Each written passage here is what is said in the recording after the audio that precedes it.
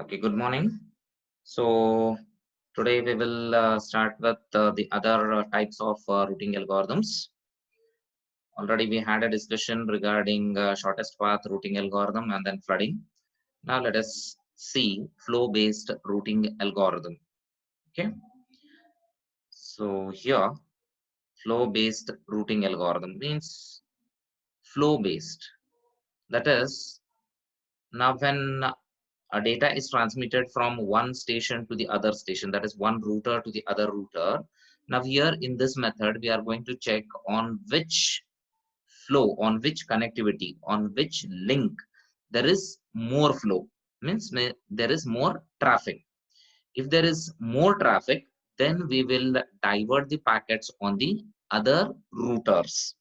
Okay, so here, flow-based routing, it is a static routing algorithm.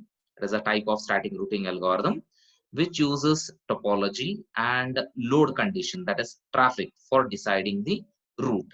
Now, to decide the route from the source to reach the destination, it is going to consider the topology, which topology it has been used, and then what is the traffic on the links. Okay, based on that, the decision will be taken. It takes variations in the flow of data into account to increase the routing efficiency. So now this technique uses these three things. That is subnet topology. It is going to check the subnet topology. Then it is going to check the traffic. Then the line capacity, that is bandwidth in between the two routers. Based on this, it is going to decide the route. As it is static, so first itself it will be decided, and then the packets will be transmitted. Okay, so let us try to understand by taking an example of flow based routing. Okay, now here, this already we have seen earlier. The same example we had taken for shortest routing path algorithm. Now here, when we had considered shortest path, we have seen that the shortest distance between A and B is 2, whereas A and G it is 6. That is, if I want to go from A, if I want to send the packet from A, there are two options. That is either to reach B or else to reach G. Now shortest is 2. Like this we had calculated, and then finally we had reached the destination using this path. That is A to B, B to E, E to F, F to H, H to D. This will be the shortest path. But the problem in shortest path is, let us consider that there is a heavy traffic in between A and B. More packets are going from A to B. Say, let us consider this example. Let traffic is more from A to B. Now here, as traffic is more, if I choose the same path, that is A to B, and then move on this path, then it will take more time. Okay, it is going to consume more time because all packets need to be addressed first. Previous whatever packets are there, which might be sent from other stations. Yes, this need to be first stored, then forwarded towards the destination. Then my packet. Here you can able to see there is a green packet. For example, A want to send this green packet, whereas already 4 packets are there on this line, that is B line. Now, if I transmit it on the same direction, I have to wait till all these packets will be processed. Okay, that is packets. Instead of that, what we can do is we can choose the other path. Okay, that is A to G. Here, by seeing the distance is more, A to B distance is 2. Okay, whereas A to G distance is 6. It might be your delay. Delay is 2 milliseconds. Here it is 6 milliseconds. But instead of waiting here, I can transmit the data on G line. That is A to G. Now we can think of again shortest path to reach the final destination. Now from G, we can go to E, yes, then to F, then to H, then to D. If I'm choosing this path, let us consider like this I'm going, and then to E, then to F, then to H, then to D. So what a total time consumed will be 6 plus 1, 7, 7 plus 2, it is 9, 9 plus 2, it is 11, 11 plus 2, it is 13. So if I have chosen this path, it will be 13. Now say if I choose this path, that is A to G, then I will choose this path. Okay, then I will reach here. That is A to G, G to H, H to D. So it will take 6 plus 4 plus 2. It is 12. Now, which is the shortest path among these two? Obviously, this. So now, when we use flow-based routing, it will choose the next shortest path, leaving the traffic one. Okay, if traffic is more, it is going to leave that, and then again it is going to find out the shortest path. Means this will be my shortest path in case of flow-based routing. Okay, it will not choose this path. Okay, because traffic is more on this line. So this is what all regarding shortest path routing algorithm. Okay, how it is going to work.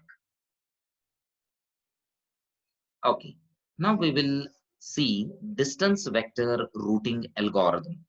Okay, distance vector routing algorithm. So distance vector routing algorithm, it is a dynamic routing algorithm. Okay, where the routing table changes during the transmission. Okay, now here distance vector routing algorithm operate by having each router maintain a table. Means each router, it is going to maintain a table which is called as a routing table.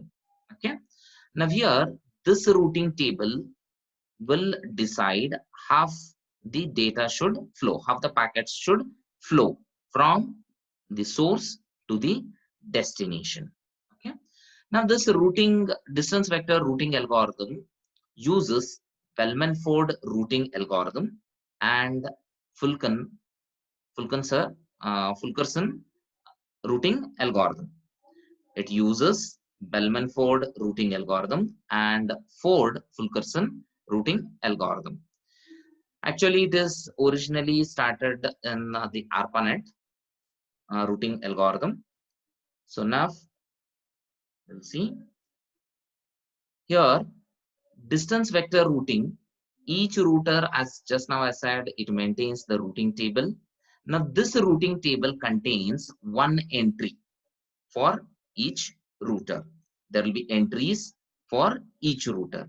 Now each router entry contains two parts. Okay, now here there will be routers. This is my first router, second router, third router, like this. All the routers are, say, connected. Might be in this fashion. Okay. Now each router, it contains a table called as routing table. Then there will be entry. Okay, this entry contains two parts. Each entry contains how many parts? Two parts. Okay, what are those two parts? That is, first part is what is the preferred outgoing line, means in which direction the packet need to be sent, whether it has to be sent in this direction or else whether it has to be sent on this direction. So which is the preferred outgoing line to reach the final destination? That is first part. Okay, among these two, first part, what it is going to mention, which is my preferred. Okay, preferred outgoing line, preferred outgoing line. Then the second thing is it is going to contain the estimated time or distance to reach the final destination. Second part, it contains what? It is the estimated time or distance to reach the final destination. So how this estimated time or distance is calculated? It can be calculated based on the number of hops, or else might be the number of time delay in milliseconds, okay, or the total number of packets queued along a path, means how many packets are there on this line. Based on that, we can able to calculate the distance based on hop. From here I reach the other router, it is one hop. Again I am reaching this, so two hops totally, okay. Or else time delay, already we have seen in distance routing algorithm, this thing shortest path. Here we have represented 2 and then 7, like that. So it is what? It is in milliseconds. How to calculate that also we have already studied, okay. That is time delay. Then total number of packets queued along the path, means how many packets are queued along this path. Based on that, I can able to calculate the second part, that is the time or distance, okay. So these are the two things which an entry contains. Now here what all is assumed, okay. So we are going to assume that, means a router is going to assume that the distance is already known, okay, to each of its neighbors. For example, this is my router, this is one more router, this is another router. Say it is connected like this. If I call this as router A, okay, and this as router B, and this as router C. So first we will be knowing who are my neighbors. Who are the neighbors of A? That is B and then C. These two are the neighbors. And these neighbors will be knowing the distance. For example, this is 2 milliseconds, whereas this it takes 5 milliseconds. So these will be already known to the routers. Okay. Rest all assumptions are, if the metric is hops, then distance will be one hop. Already just now we have seen what all. We can consider the timing based on the hops, based on the delay, based on how many packets are queued. So here the first metric is hops. So one hop each, means if I am reaching from A to B, then it takes as one hop. If I reach from B to D, then again from B to D it is one hop, but total from A to D there will be two hops. Okay, that is one thing. Then second thing is, we can measure this metric based on queued length. Queued length means how many packets are there on this line. For example, already 4 packets are there on this line, so line is busy. Based on that, we can able to calculate this distance. That is what called as metric distance. Okay. Then the third thing is metric is delay. Now, how this delay is calculated? So delay is calculated based on this. How it is calculated? So now to calculate the delay, what the router is going to do is, it is going to send one echo packet. Okay, it is going to send one echo packet. Now this echo packet, as it is going to reach the other router, neighboring router. Then as soon as the echo packet is received at B, this B station or B router is going to send this back. This echo packet will be sent back as soon as it reaches, means it is not going to delay to reply back to the echo packet. Okay. Now here, let us consider that it has taken 2 milliseconds to reach B, whereas it takes 3 milliseconds to receive back the acknowledgement. Okay, to receive back this acknowledgement. Now total time taken by the echo packet is 2 milliseconds plus 3 milliseconds, that is 5 milliseconds. Now this 5 milliseconds, it is for to and fro, means to reach B and then to get the acknowledgement back. That's why the timing will be divided by 2 to get the average timing. So it will be how much? It will be 2.5. So the average time taken, average time delay in between A and B is 2.5. Okay. So this, whatever time it is there, it will be considered as the delay timing. Okay. If the metric is delay, then the router can measure it directly with a special echo packet. Okay, special echo packet that the receiver timestamps. Means timestamps means as soon as it reaches, it sends back.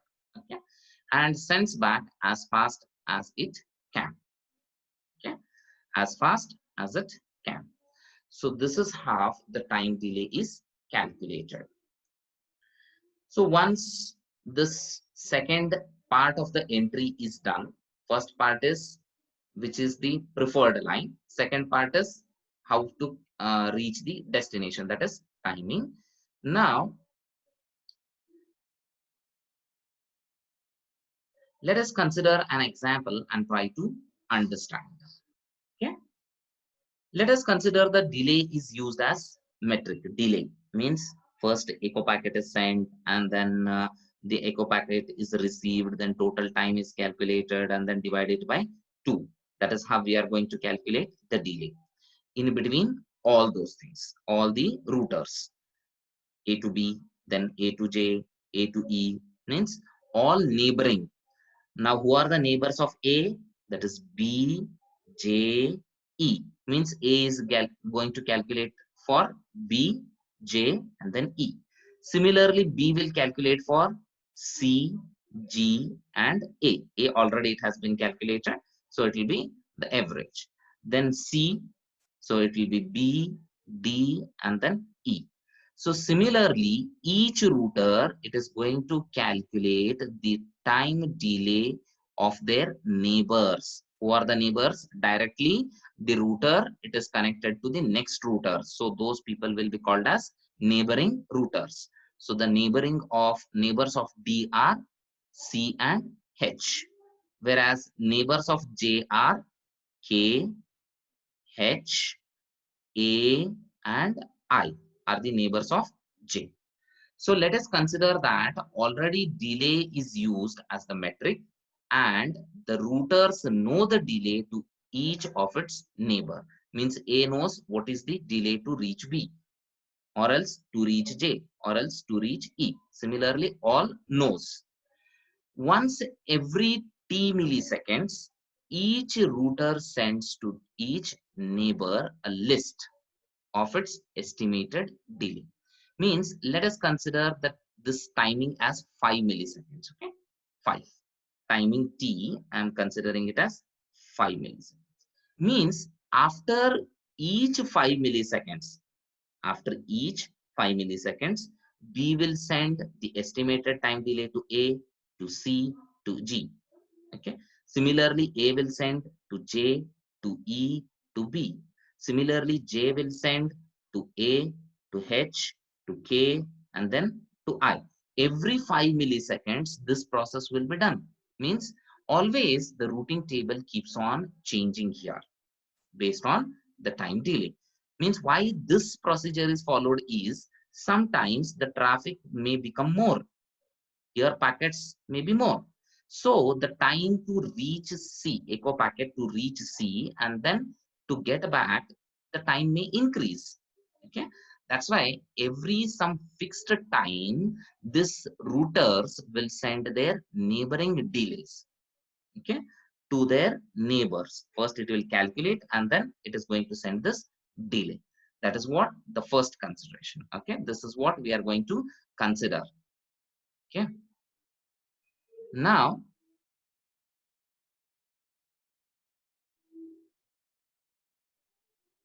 let us take this example.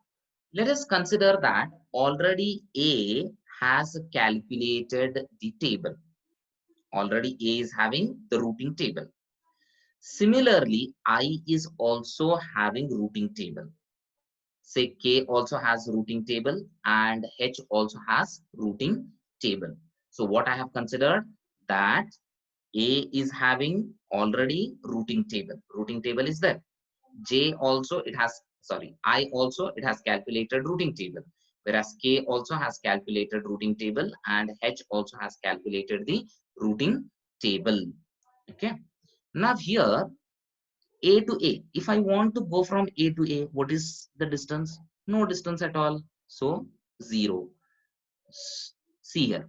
If I want to reach from A to A, it is 0.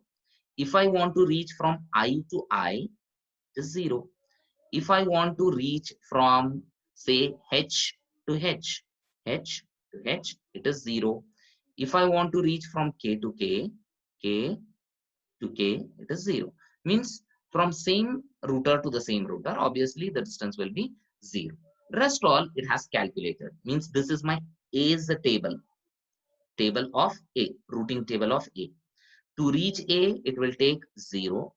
A to reach B, it will take 12.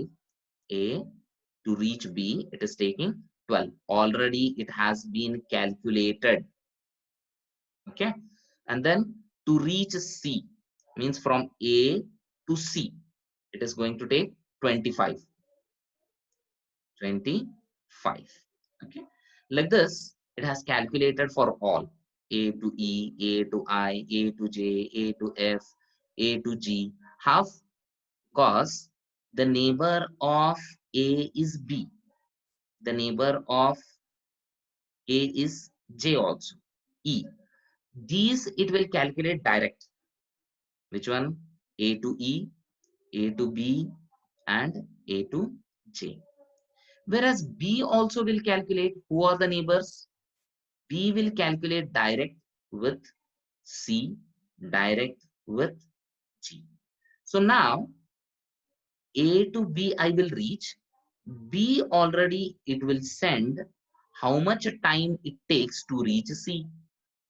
Okay, so it will add now A to B plus B to C. So total it will be 25. Like this, it goes on calculating.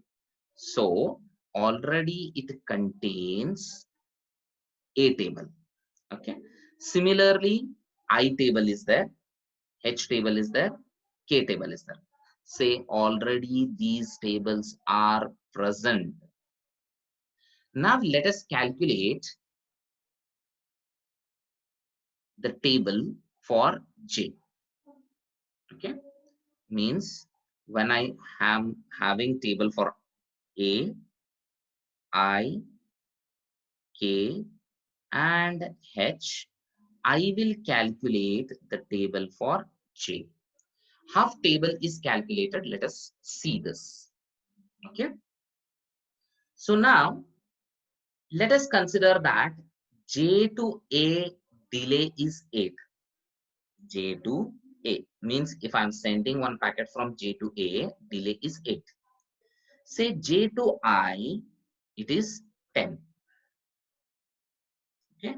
Then J to K, let us consider it as 6. And say J to H, it takes 12. So this is what? 12 milliseconds. Okay. So how many milliseconds it is going to take?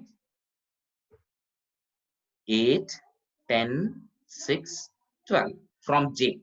If I'm sending one packet from J to A, because the neighbors of J are A, I, K, and then H. Now we will calculate how this routing table is formed. Okay. Now J to A delay is 8, J to I delay is 10, J to H delay is 12, J to K delay is 6. Let us start now forming. Okay. Now, if I want to send a packet from J to A, so how much it will take? Obviously, it takes how much? 8.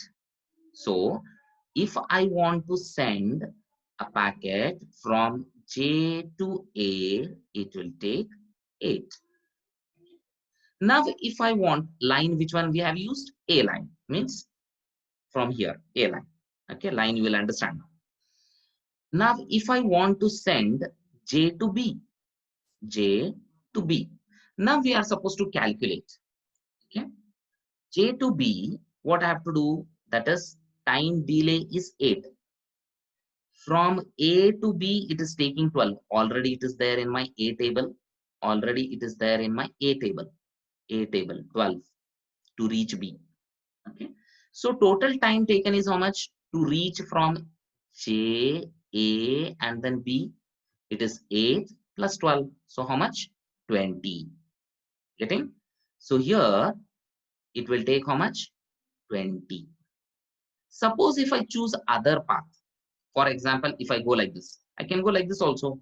A to I will go, then I to E I will go, then E to C, then to B. Somehow I can reach B. Okay. So now we will take that I table contains, means J to I will send. I already it is having table here. That is, if I want to reach from I to B, it takes 36. From here if I want to reach B, it will take 36. So now from J to I it is 10, I to B it is 36. So total it will be how much? 46. Total it will be 46. Okay. Similarly, 31 plus 12. What I'm doing here? 12 plus 8 is 20. 36 plus 10 is 46. So 31 plus 12 is how much? That is 43. Okay. Then 28 plus 6 will be how much? 34. Now among these four, which is the smallest one? 20, 46, 43, 34. Which is smallest? Obviously 20. So which path I have to choose here? That is 20. Which path? A path. Means if I go from J to A and A to B, I will reach in smaller distance. Delay will be less. Okay. So that is why line is A. Means I'm going through this A path, through my A neighbor. Okay. Similarly, we'll calculate rest all. So just add 25 plus 8. Okay. 25 plus 8. How much is 25 plus 8? That is 33. Then 18 plus 10, 28. Okay. 19 plus 12, that is 31. Then 36 plus 6, 42. Among these, which is my smallest one? That is 28. 28 is the smallest one. So how I have to reach C? From J to I, then to C. From I to C. Because I already it has calculated, it will take 18 to reach C. So if I go like this, then I will reach C in smaller distance. Like this, it goes on calculating.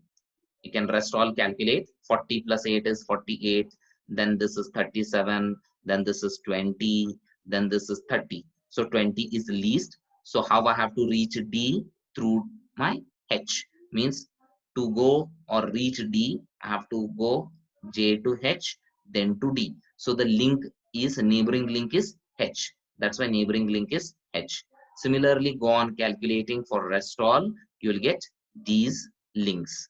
J to J, we are not going to go anywhere. So it will be dash and then K and then L. So this is my routing table for what? J. Routing table for J. Newly, the routing table is formed at J. This is my table. So from this, whichever might be my destination, I will send the packets. If J wants to send to C, J wants to send some data to C, it will send through I. Means it will just forward it to I. Then I will forward it based on the routing table. Whatever its routing table it is there, based on that, it will transmit it to C.